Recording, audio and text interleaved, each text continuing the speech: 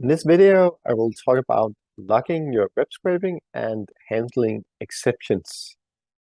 So logging and handling exceptions are important parts of your web scraping, and I will talk about why that is.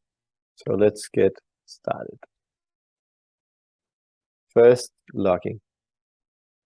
Logging your web scraping activity is very important for two reasons. It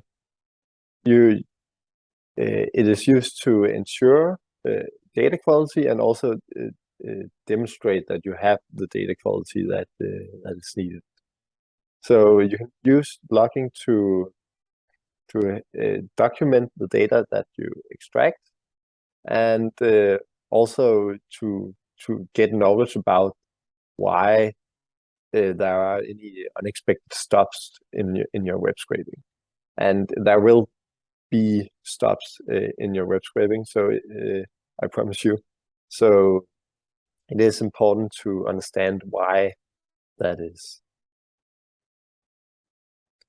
So when logging your web scraping activity, there are some essentials that you need to log. First, it's the time of the scrape, so you can identify when which scraping activity you're looking at.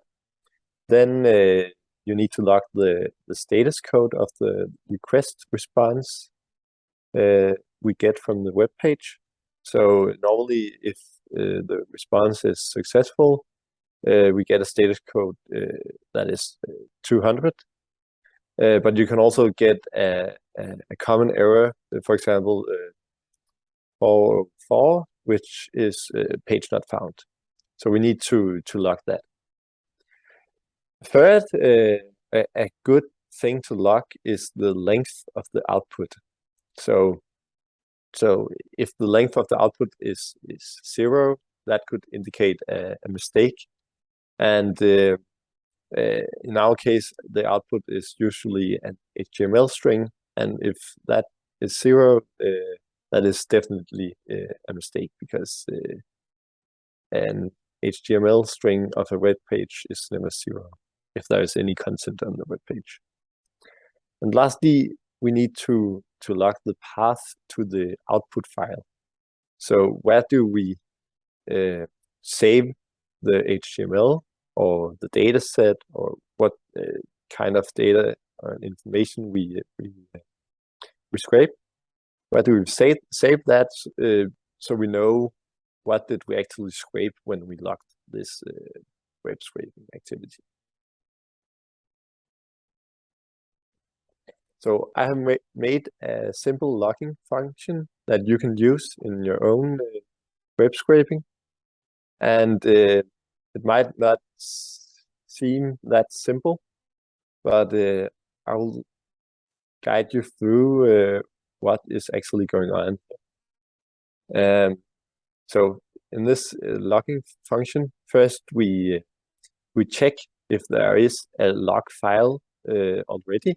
Maybe we have made a log file in an earlier web scraping. So that is what this line does. And if there is, then we open this log file and make it ready to be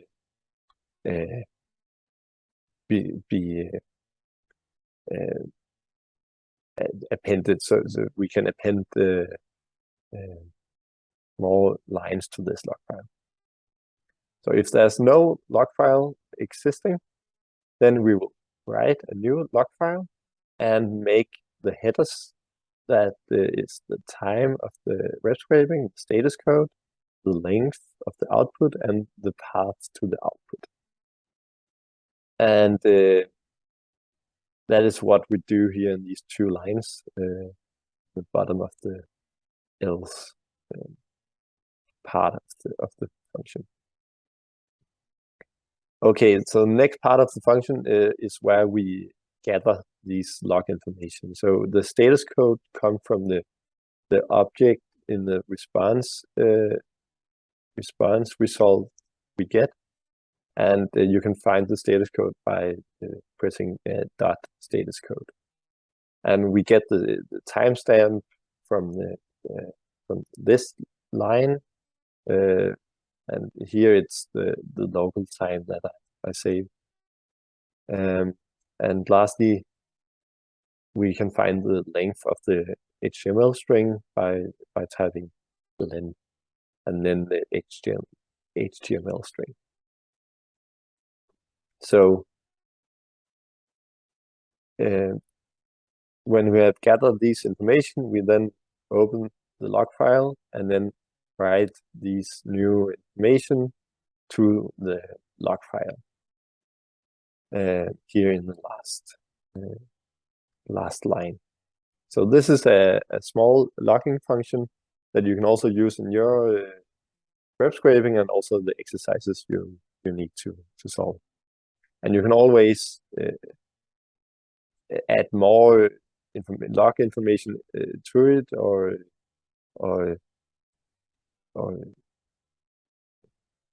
do other stuff with this function if you want. We can now apply our logging function to a web scrape. So the most part of this code you have already seen. You have seen that we make an empty list to keep all the HTML strings, and we make a loop to go through all the links in the links list we have here. And we remember to sleep for half a second in each loop to limit our calls. So the new thing here is that we name a log file called log.csv. So it's a CSV file, what you also know from Excel, for example. And we then type in our log function here in the bottom, where we input the response we get from up here, and the name of the log file that we defined up here. And the result is a time bar like this, and this comes from the estimated time of a viral function, you could call it up here.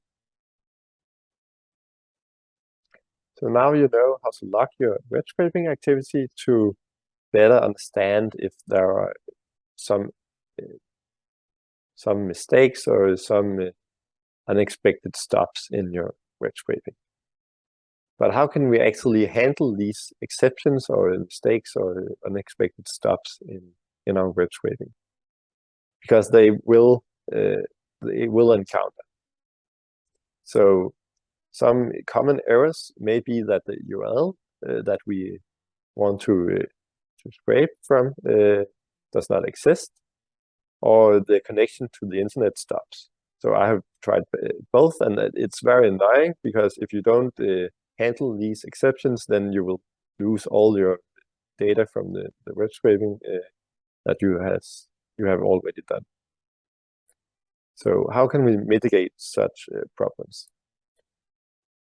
We can use the try/except block in Python to mitigate these problems. What this try and except block does is that if the computer encounters an error, then it will execute the except code block instead of the try code block. And I will show you how it works now. So in this code, we still gather the HTMLs of the 5 links as before, but now we have added this try and except block. But as you can see, first we actually request the data from the URL, then we make it into an HTML and append it to our list and sleep for half a second. So the structure is the same. The difference is this try and its except block. And what it does is, first the computer tries to run this line. So it tries to request the data from the web page.